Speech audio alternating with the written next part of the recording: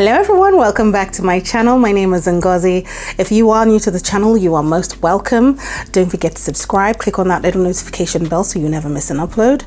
On the channel we talk about anything that pertains to family. A family is a unit of your community, the community is a unit of the town you live in, the town is a unit of your country, and your country is a unit of the world. So we cover a very wide spectrum of topics, but typically it stems from family, okay?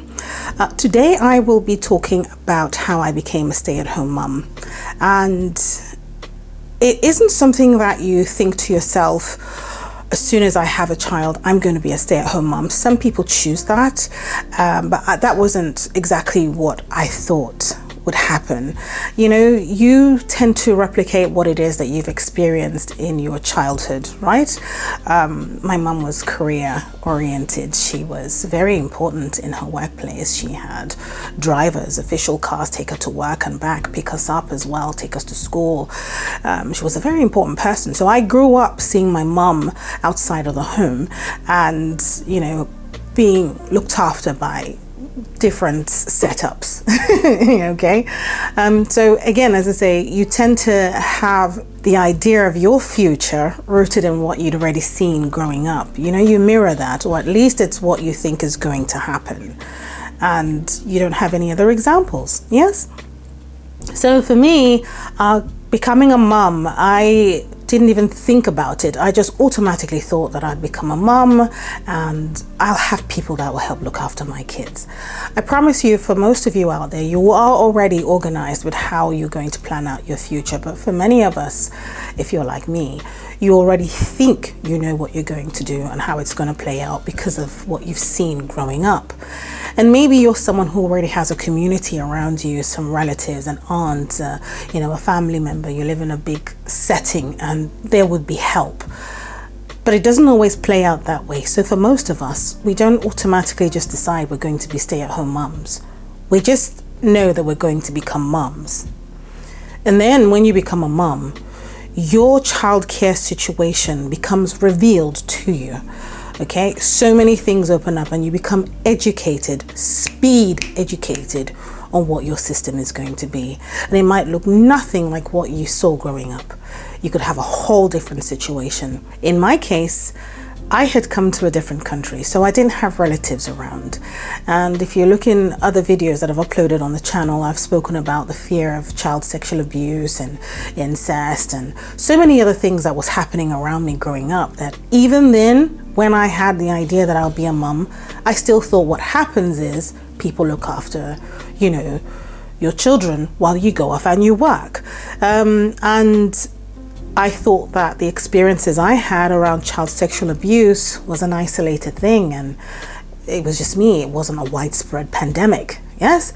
So as soon as I became a mum, I automatically realized, being out in a country like this in the UK, coming from Africa, that I had nobody to help me look after the child.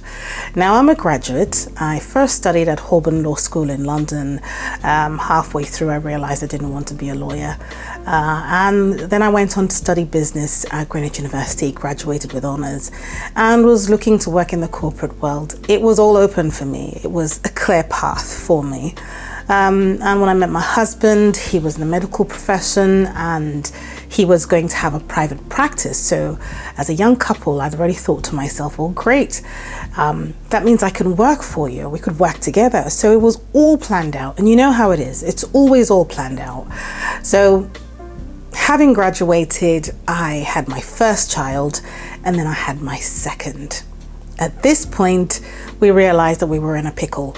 My husband was a student and was still trying to work on some conversion courses because of the country he came from.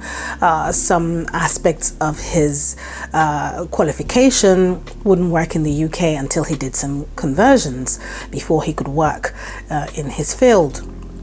So while he was studying, he was in between shifts, so temping shifts, right? Locum shifts, banking shifts. So it's a case of being called to do a job every now and again, a shift here, a day here, another day over there. It wasn't permanent while he was hustling to complete these modules and so on. So he wasn't really on a steady income, neither was I. But I just graduated, I've had my first child, and I've started looking for work, and I've got the second child come through. At this stage, we realize we're not going to survive. We need to be able to pay the bills. And, it's that young phase in a young couple's life. And I convinced my husband that we needed to bring over a relative of mine. So we got a relative of mine to come in from Africa, and she arrived, and the following day my youngest turned 1. So I only had 2 children at the time, and they were 10 months apart. So a toddler, a 2.5, and a 1-year-old. So it was all lined up. Everything was going to play out just fantastic. I'd already had interviews lined up, permanent interviews to get me straight onto my career path until my husband was situated, maybe years down the line when he opens up his own private practice after working for the NHS. Yes, you got these plans and projections as a young couple, and you work on those. Yes. So she arrives, she understands why, we want her to come over. And it was perfect. Everything was in order. So I start to attend my interviews, and my husband, if he's not at university, which is a few towns away, hours of commuting, if he's not studying, then he's sitting around at home waiting for a call for a shift that he can fill.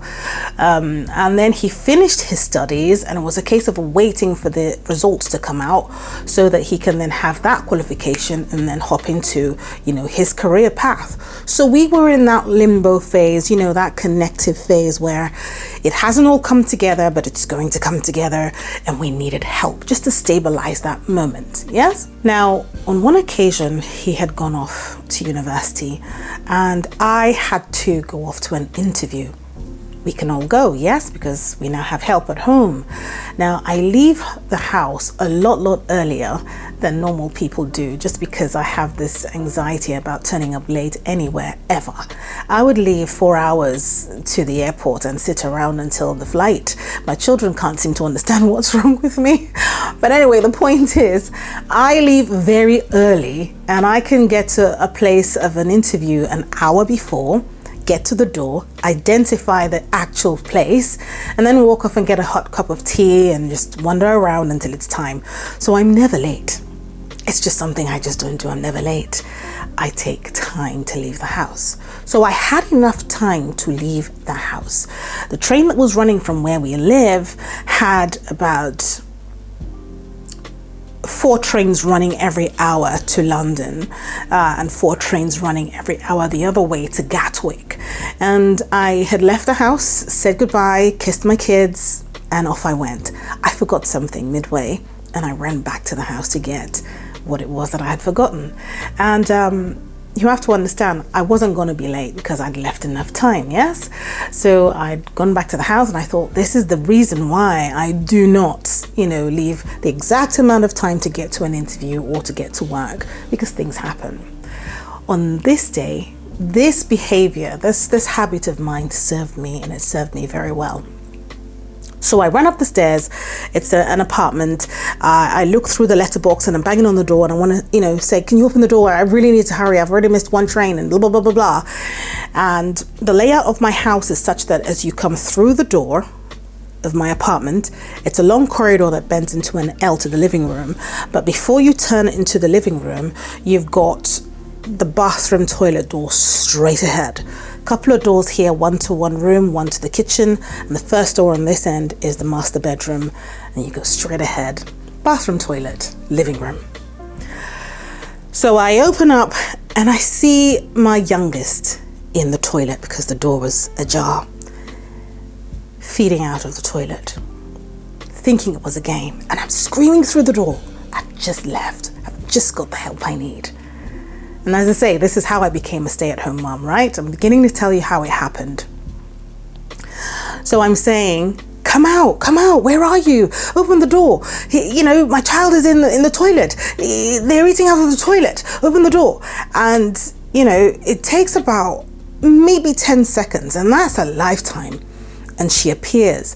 And some people don't do very well with being caught out. They don't really like it. And in my culture, if you have someone who's a lot older than you, mature, they want to be respected. Everyone wants to be respected, but what I mean is they don't get to be told off. They can't be wrong. I found out you can't just do business with family, certainly in the culture that I am part of. You can't hold them accountable. You can't say, no, please don't do that. You tend to come from a more subservient place and say, please, could you do that for me? You're still paying, but could you do that for me? You still say, can you do that for me? Can you help me with that? Thank you. You're so, over the top, not to offend them because they are a senior person to you. So I'm yelling now. I'm seeing my youngest child, who's just turned 1, in the toilet feasting away at something and going straight into the mouth, and I'm so upset and I scream and I open the door and I'm thinking, what is going on? And she denied it and she was like, no, I'm making it up. She just went by with the child and the child just went in there, she just kept something on the table, whatever. She just got really upset about it, like, how dare you? And I'm thinking, now I'm in an argument. It isn't in my head. I saw my child in the toilet and he was smiling at me while I was yelling till you guys, it just went left. At this point, I'm very infuriated. I've missed a couple of trains. I'm doing well for the fact that I leave the house on time, but I've got to go and my head is spinning and I'm really frustrated. This is a child. All you have to do is watch my children. So now I'm upset. She's upset. I have to leave, and I've upset the kids because everybody's come out and everyone's upset, and I have to leave. I go for the interview. I absolutely smash it. I do what I need to do. I come home. I tell my husband what happened. I have to tell him what happened. The child isn't just my child, and while it is true that it is my relative that I brought in, I still have to, maintain trust between my husband and I, and report back and say this is what's happening. Of course, because I wasn't happy, I wasn't comfortable. Now, we then decided that, we'll just see how it goes. Maybe she just missed it or something, and so on. The next incident was that I was in bed. And if you think about it, when you get help, it's because you need help. And we're not making you our slave or our servant or anything, but the reason we got a visa for you for 6 months and also going to give you a certain sum of money when you leave is because we need help. You're not here on a holiday. And I'll have you know that this individual cooked about 2 or 3 times in the entire 6 months that she was with us. And it just became a very standoff experience, and we were stuck with her because we were responsible for her for the 6 months she was in the country until she was going to go. Bought the ticket, a return, a one-way ticket here, and because we were thinking that we would keep her on for a long time, to stay with us, live with us for a while. You're related to us, family. But now we've decided 6 months is more than enough, and the 6 months felt like a year, because then what happened is, as I say, you want to be able to rest when someone comes in. I've had 2 C-sections, first child C-section, second child C-section, and I'm trying to work, and my husband's trying to stabilize his career path, and you coming into our mix is going to give me some respite. So I'm not also going to do everything while you just sit as a guest. So there was an expectation that you would help. And that morning, we were early hours of the morning, just having pillow talk, chatting away, staring from our sleep, and we hear our baby crying, and all the child needs is either a nappy change or a bottle of milk. My second child didn't have very much needs. It was very simple, not complicated. You give the bottle and the child would suck and probably fall back to sleep in the early hours of the morning. So we held on, and it wasn't early hours of the morning, it was about 6-7 o'clock in the morning, right? So we held on, and I wanted to go get the child and take care of the child so I don't offend the relative that I brought to help us. My husband was like, let's wait and see what happens. Surely she's going to help, because she shared the room with the 2 kids, and we had our rooms, just 2 rooms in an apartment, and the rest of the other spaces that is required. And no, the baby kept screaming, yelling. There was no movement. We didn't know what was going on. Screaming, yelling, shaking the cot now, getting crazy. And I thought, wow, let's see what happens. And the next thing my husband and I hear is a big thump on the floor, a creak and a thump. My child had flung over the bar and onto the floor. And I don't know whether it was head first, bang on an arm, twisted, whichever way, your child, a big smack on the floor. And we all tore away from the room. We ran in there, and there's my relative in bed reading the Bible.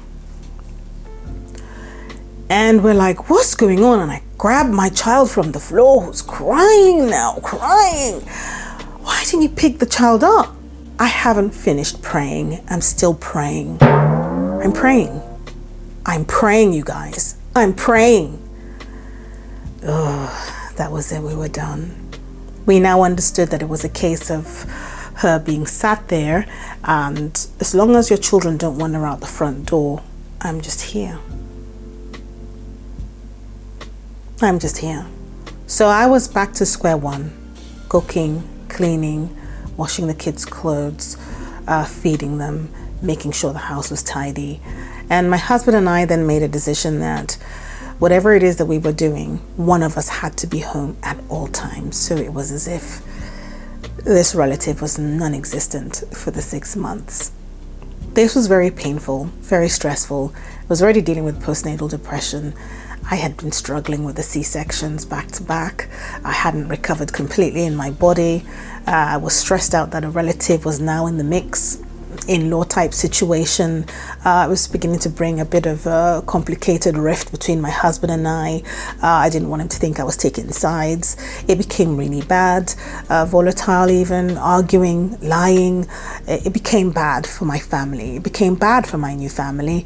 And the next thing you know, basically this individual was a guest. When I got a call back from one of the interviews, they were so excited and they said to me, you've got the job, welcome to the family, you're going to, go very far in this company, blah, blah, blah. Already my husband and I had made a decision that we were back to square one. We have to look after the kids. And I had to turn down the job, and they were very shocked. They said, why? Your future is bright in this company. And I said to them that my situation had changed. My situation had changed. And, they expressed disappointment and said they'll call the second candidate on the list. And then what I did was start looking for temporary work. Now, my husband was more than happy to not take any of those shifts. And if he did take a shift, that one shift would cover a great deal. But the question is, when does he get the shift? And he was still waiting for his exam reports to come through. So I had to avoid any kind of permanent role altogether and just seek out temporary work here and there. And eventually I got a contract job, I think for about 3 to 6 months it was. So I got onto that job while my husband stayed home the entire time because I was outside of the house, so he wasn't taking any shifts. The choice for this is that it just gave me a break from the kids to be able to go away, go somewhere, work, come back, because I've been with the kids from day one. Now the idea is that after the 6 months prior to her departure, he would have gotten his results back and he would have gotten on to working with the qualifications that he would have acquired, and he would be earning quite a bit, and we would stabilize once again. So during this period of having our light run out on us and living in the dark, and some of our food items, we didn't have a fridge, it was so bad. And news of our living conditions also was carried out of our home, and it was spread across to relatives outside of the country, how we were living. It was almost as though I was married to a deadbeat husband. Oh, he's at home all the time, he doesn't do anything, right? So you get these rumors going around that are half facts, but the reason he's at home is because we've made a decision. We're waiting to offload this assistance that we invested in that had failed, right? And I'm not someone who decides that if you misunderstand my situation and you've started to parade false rumors about me or half-baked information about me, now I'm going to sit up and explain what's happening. No, I didn't explain what we were doing and why that was the case. So in her view, he was at home doing nothing and I was working. You understand?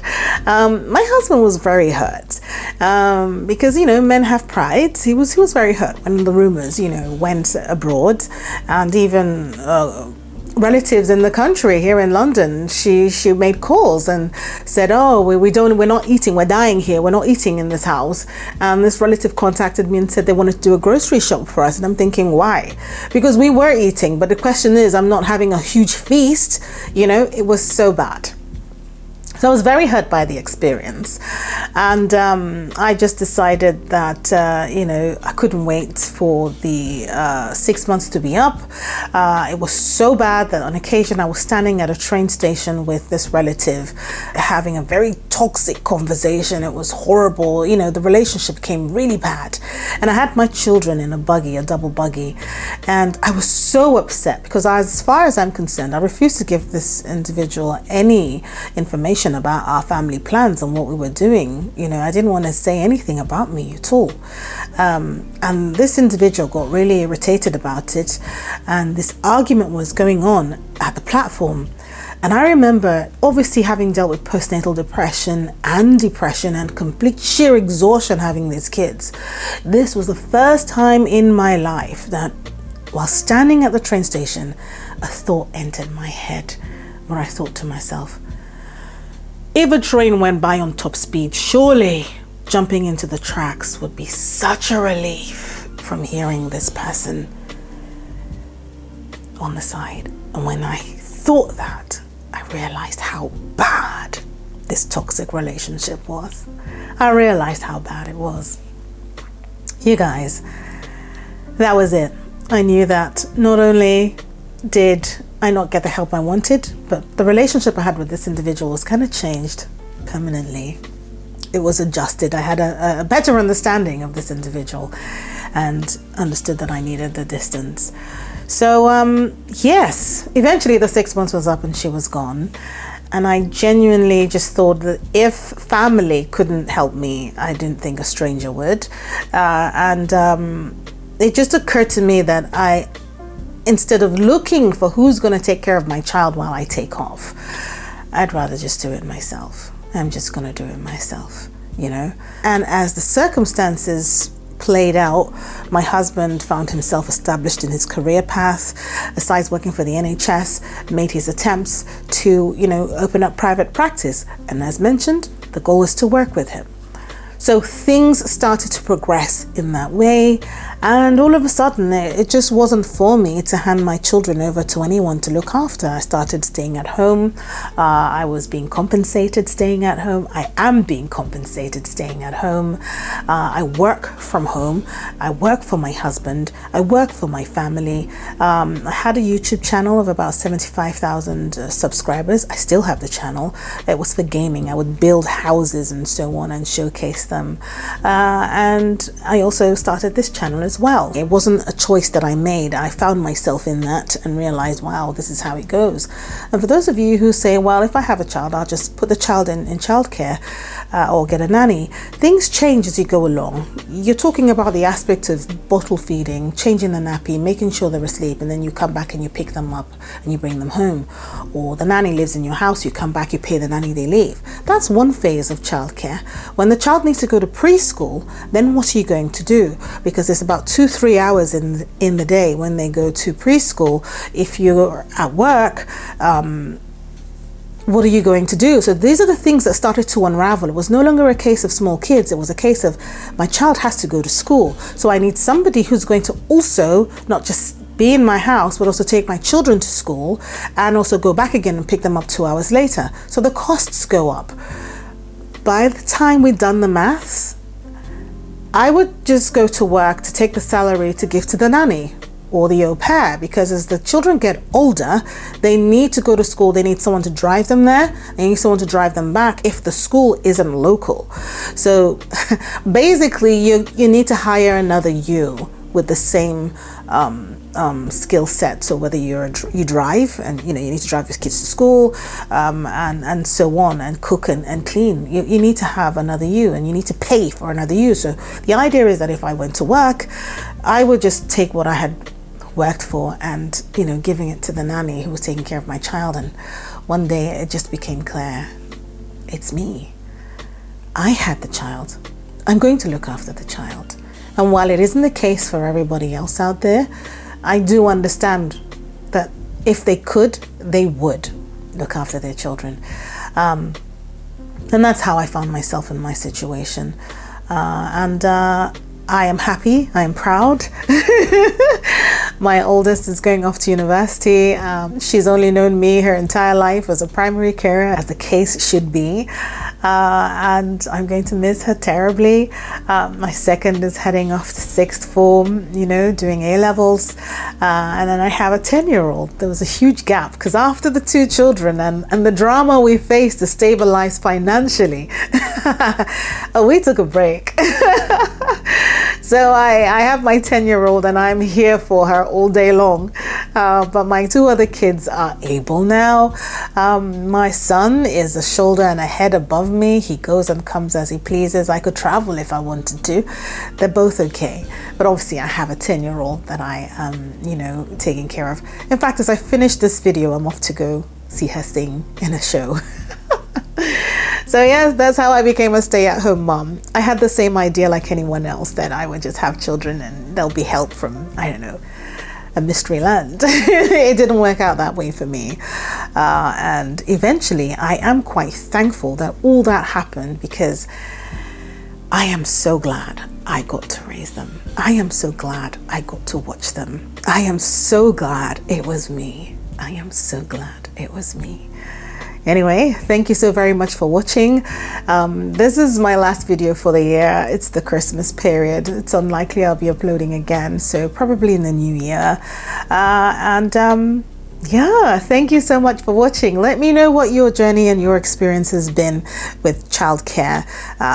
Did you choose to become a stay-at-home mom? Did you stumble into it like I did? Are you resentful? Did you want to, be in a career and you feel like, oh, what's going on? Things like that. Let me know what it is. Let's talk about it in the comments down below. Have an amazing Christmas. Have a wonderful new year. I'll see you again soon in the next video. Until then, have a good morning, a good afternoon, a good evening, a good night, wherever you are in the world, and take care. Bye.